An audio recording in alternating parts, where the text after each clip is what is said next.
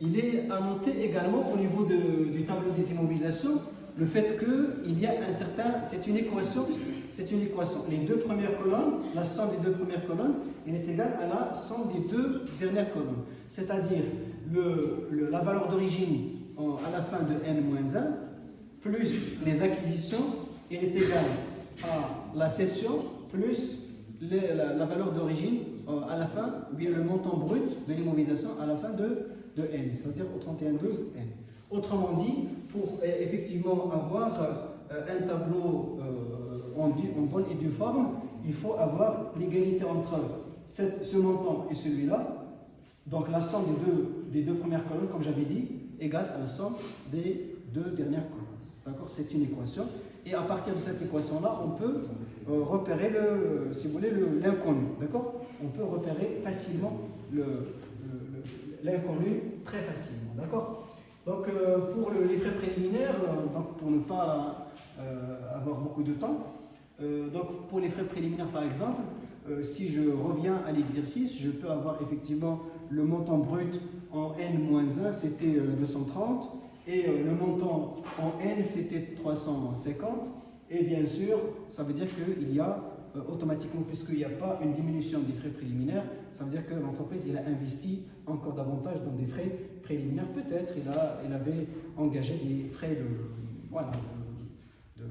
de constitution d'un nouveau projet ou de publicité ou quoi que ce soit. Donc, il avait procédé à une augmentation des frais préliminaires. D'accord? Peut-être par exemple, je prends par exemple le matériel. Dans ce cas, le matériel, nous avons le montant brut en n-1, c'était 5200, et en n, c'était 7340, et nous avions, au niveau de l'exercice, au niveau du matériel, nous avions l'acquisition des machines, c'est-à-dire on a une augmentation, acquisition d'une machine, et on a une cession,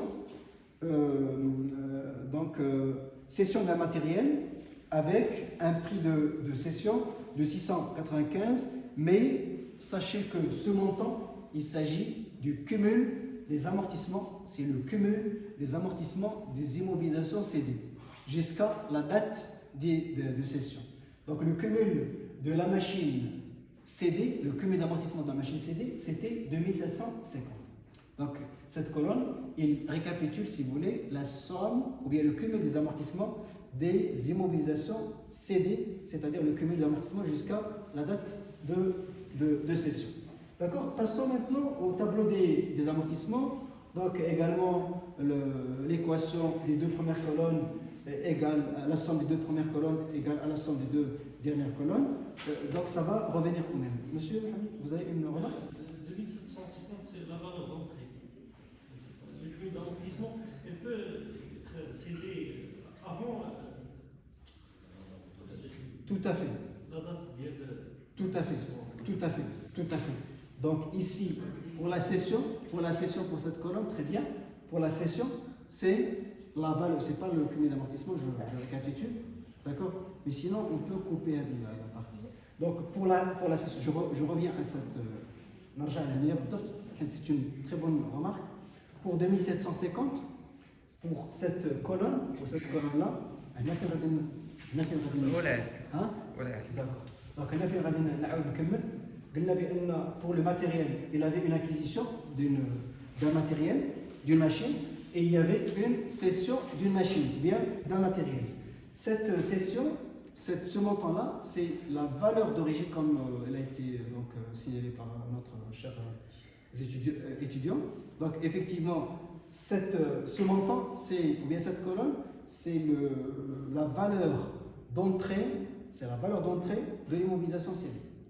C'est la valeur d'entrée de l'immobilisation cédée, c'est-à-dire c'est la sortie de l'immobilisation. Cette immobilisation, comme elle a été dit au niveau de l'exercice, c'est cession d'un matériel, valeur d'entrée 2750, oui, c'est 2750. Donc valeur d'entrée de cette machine qui a été cédée, c'est 2750, d'accord?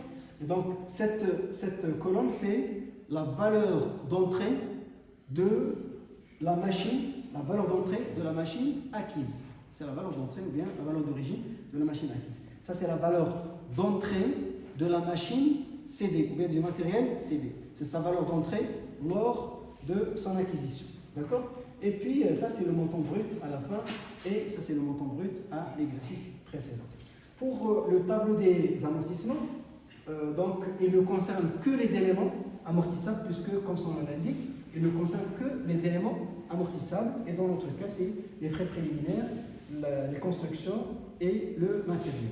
Bien sûr, ici, c'est le cumul des amortissements des frais préliminaires jusqu'à n-1, et ça, c'est le cumul des amortissements jusqu'à n, et puis l'augmentation, c'est la dotation de l'exercice n, la dotation, par exemple, des frais préliminaires au niveau de l'année ou bien de l'exercice comptable n, et là, c'est la diminution.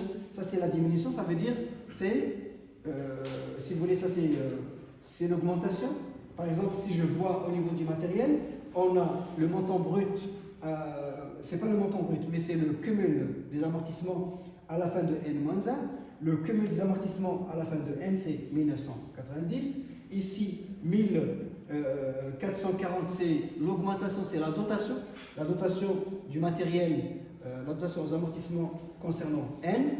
Mais 1790, c'est la cession. C'est la cession, c'est-à-dire c'est le, si vous voulez, c'est le cumul des amortissements, comme il a été dit, c'est le cumul des amortissements de la machine cédée jusqu'à la date de cession. C'est le cumul d'amortissement jusqu'à la cession de la machine. C'est 1790. Donc ça concerne la diminution.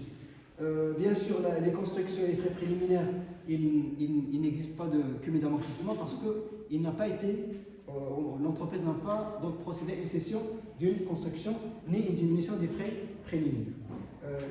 La seule cession qui a été faite, c'est concernant les immobilisations amortissables, c'est porté sur le matériel. C'est la raison pour laquelle nous avons mis le cumul, je dis bien, le cumul des amortissements de l'immobilisation cédée jusqu'à la date de sa cession. Pour le tableau des provisions aussi, il concerne les éléments, bien sûr, je ne vais pas revenir sur le détail de la différence entre amortissement et provision. Ça, c'est les éléments dans l'amoindrissement de la valeur est probable et réversible. Réversible, c'est-à-dire qu'il peut donc être réversible. Donc ça concerne les éléments qui ne sont pas amortissables, c'est-à-dire qu'ils ne subissent pas un amoindrissement de la valeur de façon définitive et irréversible. D'accord?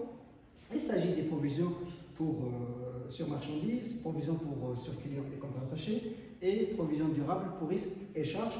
Bien sûr, ça c'est les provisions en N-1, ça c'est les provisions en N, et bien sûr là c'est les dotations aux provisions, c'est les augmentations des dotations, et ça c'est les reprises. Pour l'exercice, pour les données extra-comptables, on trouve il n'y a pas eu de reprise de provision, donc c'est la raison pour laquelle cette colonne était un peu plus vide.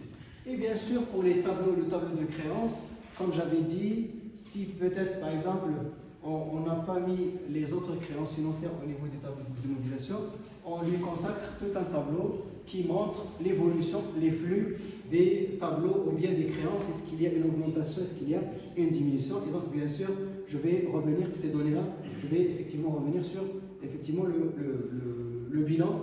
Et donc en N-1, le montant brut des autres créances immobilisées, c'est 740. En N, c'est 680. Et au niveau des données extra-comptables, il y a un cautionnement a été remboursé par l'entreprise, n'est-ce pas? Un cautionnement a été remboursé à l'entreprise. A été remboursé à l'entreprise et non pas par l'entreprise. Un cautionnement a été remboursé à l'entreprise, c'est-à-dire qu'il y a une récupération des créances immobilisées de 60. Et donc, bien sûr, là, l'équation, il est bien fait. 740 ou bien 680 plus 60 égale à 740 facilement. D'accord? Donc là, 740 moins 60, ça va donner 680 tout simplement. Pour le tableau des dettes aussi, est-ce qu'il y a une augmentation? Est-ce que tu mentionnes bien déjà Oui, effectivement. Oui, tout à fait. Très bien, c'est une bonne remarque.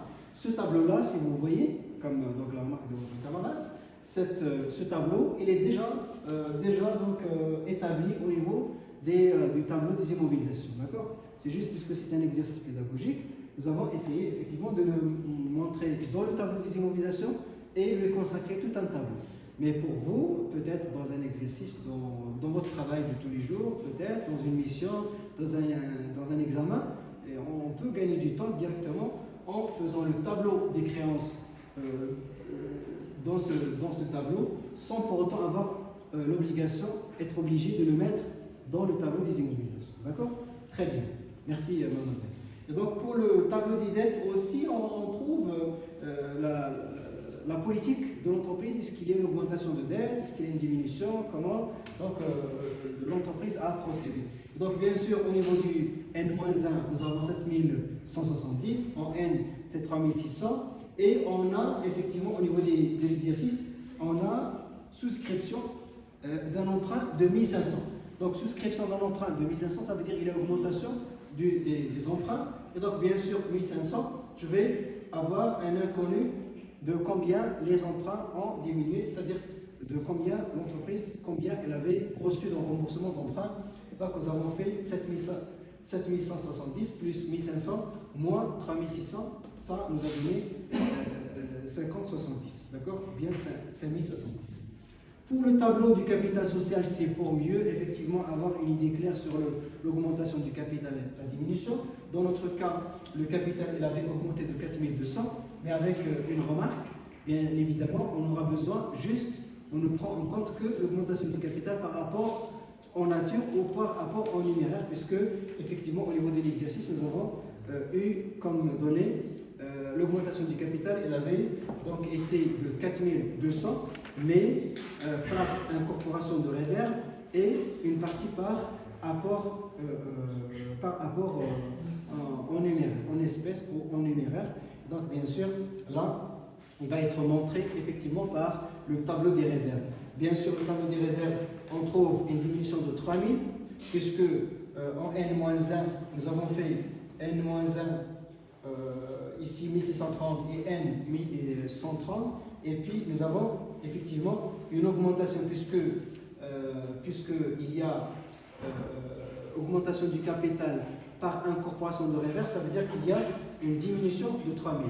Dans l'exercice, nous avons augmentation du capital par incorporation de réserve de 3000. Et donc, ça donne l'idée que les réserves, ils ont diminué de 3000, puisqu'on est passé, le montant de 3000, il avait été déplacé des réserves pour le mettre dans le capital. Et donc, il y a une diminution. Les réserves, ils ont subi une diminution de 3000. Pour égaliser l'équation, nous avons mis 3000 plus 130 moins 1630, et ça nous a donné que les réserves aussi, ils ont augmenté. En même temps, ils ont augmenté de 1500.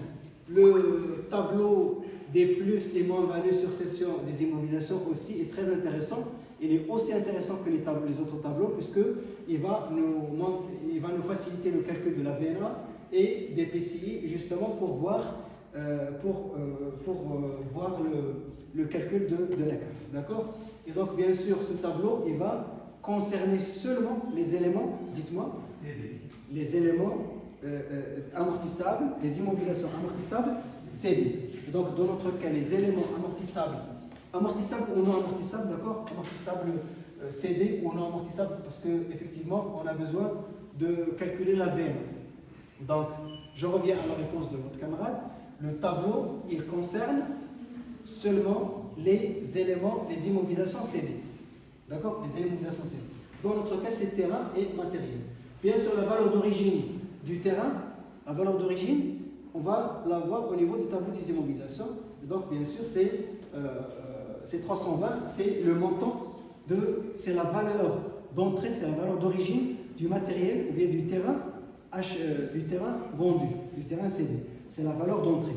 Donc, sa valeur d'entrée, c'était 320. Et donc, puisqu'il n'a pas subi un amortissement par nature, le terrain il n'entre pas dans le cadre de la politique d'amortissement. Et donc, la VNA, il est égal à la valeur d'origine, puisque la formule, il est VNA, juste à titre de rappel, égale à la valeur d'origine moins la somme des amortissements. Et donc, la VNA, elle est égale à la valeur d'origine moins la somme des amortissements pour avoir la VNA. Pour le PCI, je vais le trouver très facilement au niveau des données de combien c'est le prix de vente. Ça, c'est le prix de vente et non pas la valeur d'origine. Ça, c'est le prix de vente. Et donc, bien sûr, pour calculer la plus ou la moins-value sur cession des immobilisations, ce n'est d'autre que le PCI moins la VNA. Tout simplement. D'accord? Et donc, bien sûr, pour le matériel aussi, donc la valeur d'origine, on peut l'avoir repéré ce montant dans le tableau des immobilisations. Pour le cumul des amortissements, je peux le repérer tout facilement dans le tableau des amortissements. Et bien sûr, je fais le calcul pour voir, en fin de compte, que pour le terrain, l'entreprise a réalisé une plus-value, un bénéfice. On l'appelle plus-value sur cession des immobilisations. Mais pour le matériel, l'entreprise, elle a subi une perte ou bien une moins-value sur cession des immobilisations puisque la VNA, elle est donc largement supérieure par rapport au PCI. Pour un autre tableau, numéro 9, le tableau numéro 9, il concerne le tableau de calcul de la CAF. Ça, c'est un tableau que vous avez déjà vu avec beaucoup de précision, sans donc plus tarder. C'est la méthode additive.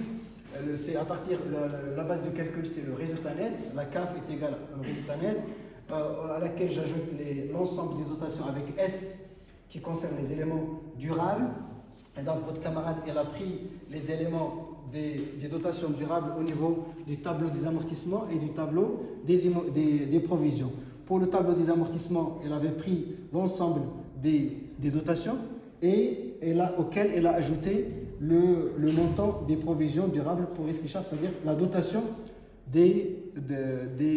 dotations aux provisions pour risque et charges. Durable pour risque et charges, c'est 250. Et donc c'est 36 plus 370 plus 1440 plus 250. On n'a pas pris les autres dotations puisque ça concerne les dotations aux provisions pour éléments qui sont circulants, c'est-à-dire on ne prend que les éléments durables puisque c'est la méthode additive. Moins les reprises, bien sûr, au niveau de l'exercice, aucune reprise n'a été repérée.